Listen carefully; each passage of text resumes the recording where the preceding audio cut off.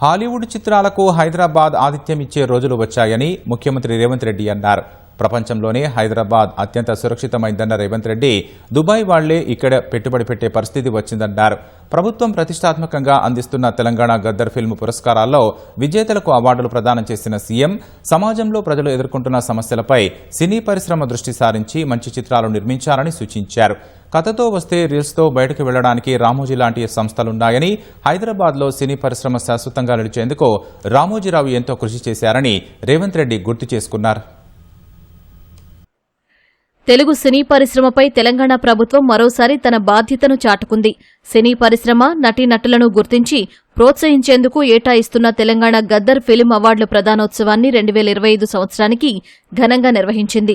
సినీ రంగంపై ప్రభుత్వానికి ఉన్న సానుకూల దృక్పథాన్ని మరోసారి స్పష్టం చేసిన ముఖ్యమంత్రి రేవంత్ రెడ్డి సినీ పరిశ్రమ అవసరాన్ని గుర్తించామని చెప్పారు.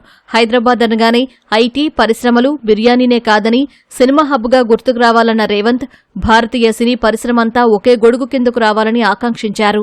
హైదరాబాద్ నగరం అంటే ఐటీ పరిశ్రమలకు, ఫార్మా పరిశ్రమలకు, హైదరాబాద్ బిర్యానీకి గుర్తింపే కాదు, దేశ స్థాయిలో సినీ పరిశ్రమకు హైదరాబాద్ ఒక కేంద్రంగా రాణించబోతుంది, రాణించాలి అని చెప్పి ఈనాడు తెలంగాణ రాష్ట్ర ప్రభుత్వం భావిస్తున్నది. ఈరోజు పాన్ ఇండియన్ మూవీస్ ని ఒక గ్లోబల్ హబ్ గా హైదరాబాద్ తీర్చిదిద్దడానికి ప్రయత్నం చేస్తున్నది. ఇండియన్ సినీ పరిశ్రమ అంటే ఒకే గొడుగు కిందకి రావాల్సిన, ఒకే నగరంలో నుంచే ప్రపంచానికే గొప్ప సినిమాలను అందించాల్సిన అవసరం ఉన్నది. అందుకే ఈరోజు తెలంగాణ రాష్ట్రం తరఫున సినిమా పరిశ్రమను ప్రోత్సహించి ఈరోజు జపాన్, కొరియా నుంచి యుఎస్ వరకు ఈరోజు మనం ఉండే ఇండస్ట్రీని హైదరాబాద్ నగరానికి ఆహ్వానించి ఇక్కడి నుంచే ప్రోత్సహించాలి అని మా ప్రభుత్వం నిర్ణయం తీసుకున్నది. తెలుగు సినీ పరిశ్రమ చెన్నై నుంచి హైదరాబాద్ వచ్చేందుకు ఎన్టీఆర్, ఏఎన్ఆర్ ఎంతో కృషి చేశారన్న సీఎం ఆ పరిశ్రమ హైదరాబాద్లో వేళ్లోనుకునేందుకు రామోజీరావు ఎంతో కృషి చేశారని గుర్తు చేశారు. కథతో వస్తే రీల్స్తో వెళ్లేలా రామోజీ ఫిల్మ్ సిటీని తీర్చిదిద్దినట్లు పేర్కొన్నారు.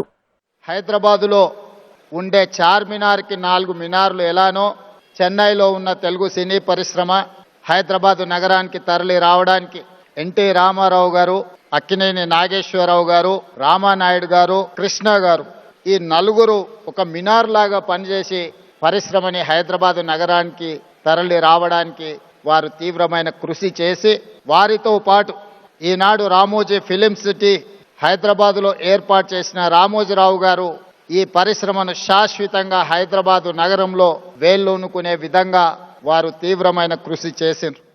గద్దర్ పేరిట అవార్డులివ్వడంపై మరోమారు వివరణ ఇచ్చిన సీఎం తన గళంతో తెలంగాణ ఉద్యమాన్ని ప్రభావితం చేసిన వ్యక్తి గద్దర్ అని కొనియాడారు. సామాజిక రుగ్మతలపై పోరాటం చేసిన ప్రజా యుద్ధనౌక గద్దర్ పేరిట అవార్డులివ్వడం సామాజిక బాధ్యతగా భావిస్తున్నట్లు పేర్కొన్నారు. సినిమా మాధ్యమం చాలా శక్తివంతమైన ఆయుధమని, ప్రజలపై ఎంతో ప్రభావం చూపుతుందన్న ముఖ్యమంత్రి సామాజిక సమస్యలపై పరిశ్రమ దృష్టి సారించి మంచి చిత్రాలు నిర్మించాలని కోరారు.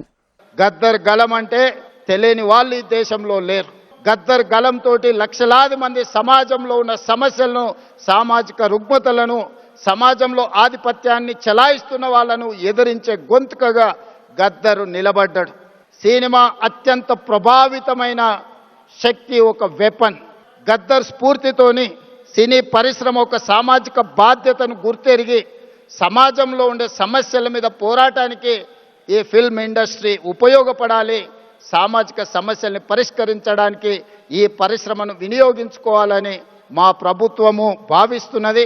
సినీ ప్రముఖులకు అందరికీ నా విజ్ఞప్తి, సమాజంలో ఉండే సమస్యల్ని, ప్రజలు ఎదుర్కొంటున్న సమస్యల్ని పరిష్కరించడానికి మనం సినిమా పరిశ్రమను, సినిమాలను మనం వినియోగించుకోవాల్సిన అవసరం ఉన్నది. గద్దర్ ఒక వ్యక్తి కాదని వ్యవస్థగా అభివర్ణించిన ఉప ముఖ్యమంత్రి భట్టి విక్రమార్క రాష్ట్ర ప్రభుత్వ ఆలోచన విధానాన్ని సమాజానికి చాటి చెప్పేందుకు గద్దర్ పేరిట అవార్డులిస్తున్నట్లు తెలిపారు.